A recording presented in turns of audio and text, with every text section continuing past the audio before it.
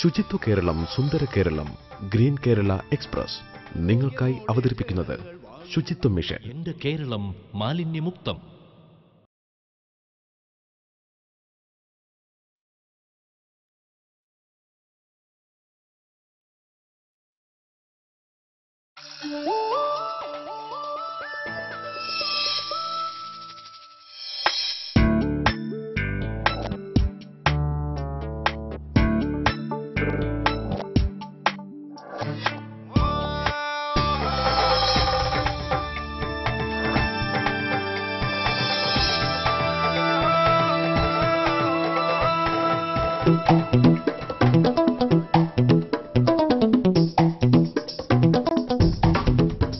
നമസ്കാരം.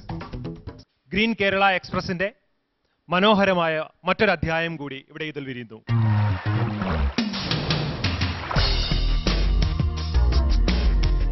എത്ര സുന്ദരം എത്ര സുന്ദരം എന്റെ മലയാളം, മുത്തുപവിഴങ്ങൾ കൊരുത്തൊരു പൊന്നുനൂൽ പോലെ.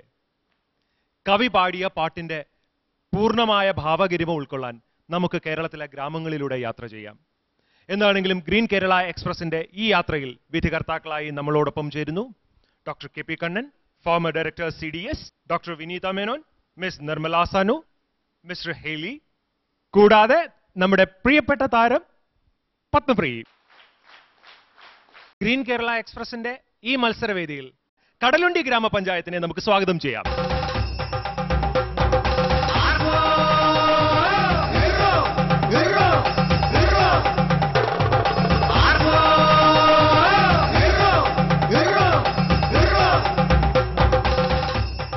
അപ്പോൾ നമുക്ക് കടലുണ്ടി ഗ്രാമപഞ്ചായത്തിനെ പരിചയപ്പെടാം. ശ്രീ ഭക്തവത്സലൻ പഞ്ചായത്ത് പ്രസിഡന്റ്, ശ്രീ വിശ്വനാഥൻ, KM വിശ്വരാജ്, അനിൽ മാരാത്ത്,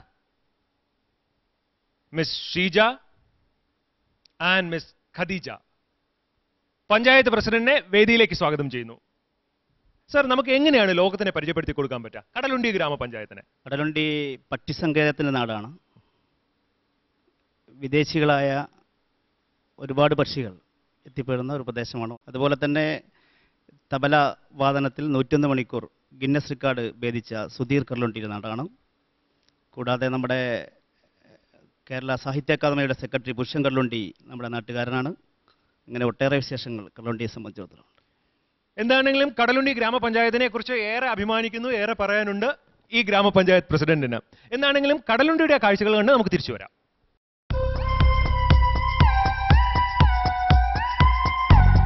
ചരിത്രവും സൗന്ദര്യവും ഒന്നാകുന്ന ഇടമാണ് കോഴിക്കോട് ജില്ലയിലെ കടലുണ്ടി ഗ്രാമപഞ്ചായത്ത്.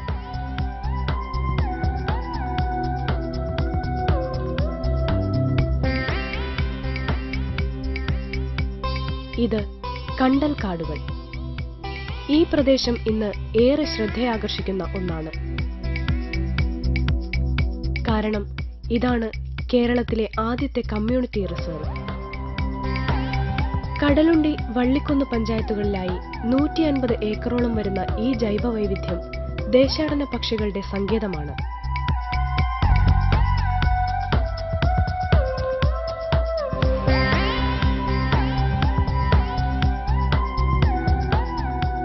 ഇത് ചാലിയം, അപ്പുറത്ത് ബേപ്പൂരാണ്. കരമാർഗം ഇതിലേ പോണെങ്കിൽ 20 കിലോമീറ്റർ സഞ്ചരിക്കണം. എന്നാൽ ഇതുവഴി 8 കിലോമീറ്റർ അങ്ങോട്ടുള്ളൂ. ഇവിടെ ഇപ്പോൾ ജങ്കാർ സർവീസ് ഏർപ്പെടുത്തിയിട്ടുണ്ട്. അതുകൊണ്ട് ഇവിടുത്തുകാർക്ക് യാത്ര ഭയങ്കര സുഖമാണ്.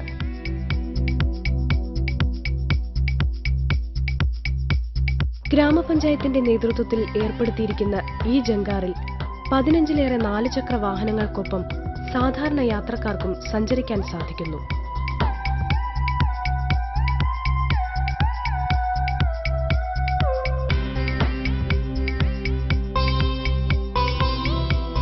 ഇതോടെ കടലുണ്ടിയുടെ ടൂറിസം സാധ്യതകൾക്ക് ആക്കം കൂടുകയാണ്. 1531 കച്ചവടത്തിന് വന്ന പോർച്ചുഗീസുകാർ ദൂരെ കടലോരത്തൊരു കോട്ടയുണ്ടാക്കിയിരുന്നു, മുല്ല കോട്ട. പിന്നീട് സാമൂതിരിയുമായുള്ള യുദ്ധത്തിൽ ആ കോട്ട തകർന്നു. ഇപ്പോഴും അതിന്റെ അവശിഷ്ടങ്ങൾ അവിടെയുണ്ട്. ധാരാളം സഞ്ചാരികൾ അത് സന്ദർശിക്കാൻ ഇപ്പോഴും എത്താറുണ്ട്.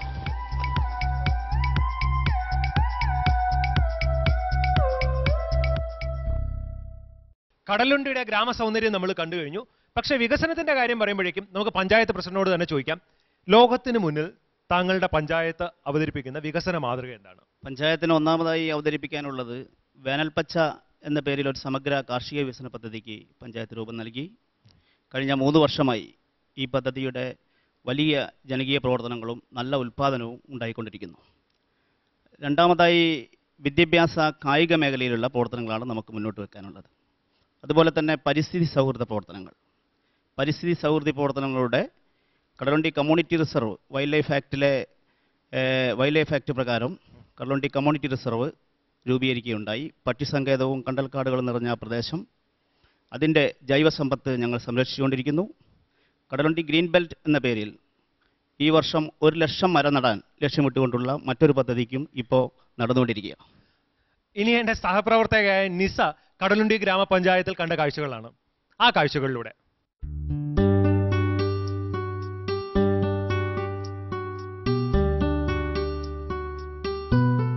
എന്ത് മനോഹരമായ കാഴ്ച!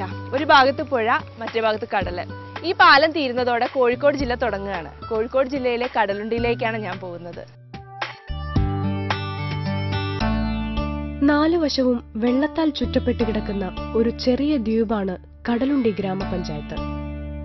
ഇവിടെ ഭൂരിഭാഗം ജനങ്ങളും കൃഷിയും മത്സ്യബന്ധനവും ആശ്രയിച്ച് കഴിയുന്നവരാണ്. കീഴ്ക്കോട്ടെ വാസുച്ചേട്ടന് തന്റെ കൃഷിത്തോട്ടത്തിലെത്തിയാൽ സമയം പോകുന്നതറിയില്ല. ഒരു കാലത്ത് കാടുപിടിച്ച് കുന്നായി കിടന്ന ഭൂമിയായിരുന്നു ഇത്. ഇന്ന് ശീതകാല പച്ചക്കറികൾ പോലും ഇവിടെ വിളയുന്നു.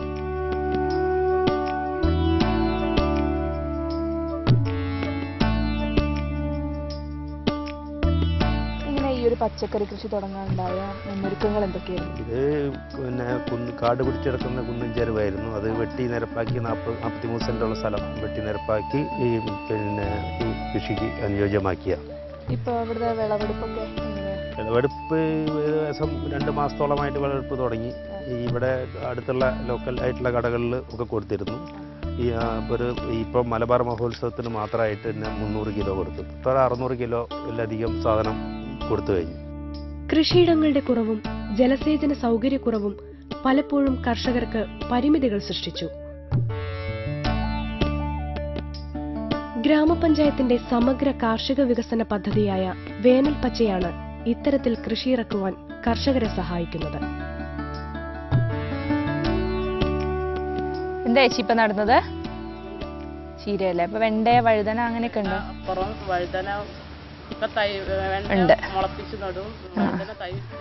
പഞ്ചായത്തിന്റെ വേനൽപ്പച്ച പദ്ധതിയുടെ ഭാഗമായി ചേച്ചിമാർ ഇവിടെ പച്ചക്കറി കൃഷി നടത്തിക്കൊണ്ടിരിക്കുകയാണ്.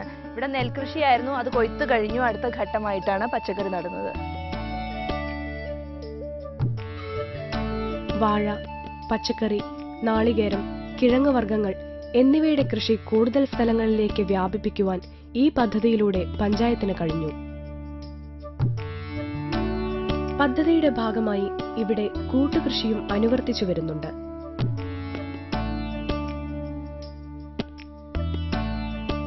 പഞ്ചായത്തിലെ കുടുംബശ്രീ പ്രവർത്തകരും കൃഷിയിറക്കി വേനൽപ്പച്ചയ്ക്ക് കൂട്ടാകുന്നു. ഇതിന്റെ ഭാഗമായി അടുക്കളത്തോട്ടം പദ്ധതിയും നടപ്പിലാക്കുന്നുണ്ട്.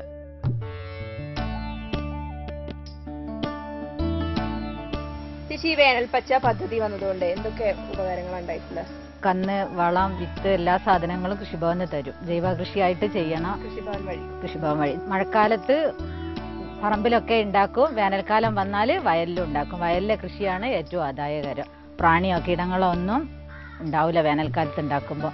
നല്ല മാർക്കറ്റും ഉണ്ട് ഇവിടെ. മാർക്കറ്റിന് ഞങ്ങൾക്ക് പഞ്ചായത്തിൻ്റെ ഇതിലും കൃഷിഭവൻ്റെ ഇതിലും സ്റ്റാളും ട്രേയും ഗ്ലാസും പായയും ഒക്കെ ഉണ്ട്. വളവിലാണ്. ആർക്ക് വേണമെങ്കിലും ആരെ സാധനം അവിടെ കൊണ്ടുപോയി ചെന്നിട്ട് ഇരുന്ന് വിൽക്കുക. അധികം വനിതകളാണ് വിൽക്കുന്നത്. പഞ്ചായത്തിലെ പാടശേഖര സമിതിയുടെ നേതൃത്വത്തിൽ നെൽകൃഷി 25 ഹെക്ടർ പ്രദേശത്തേക്ക് കൂടി വ്യാപിപ്പിക്കുവാൻ കഴിഞ്ഞു. ഇതിൽ 5 ഹെക്ടർ ഭൂമിയും തരിശുഭൂമിയായിരുന്നു.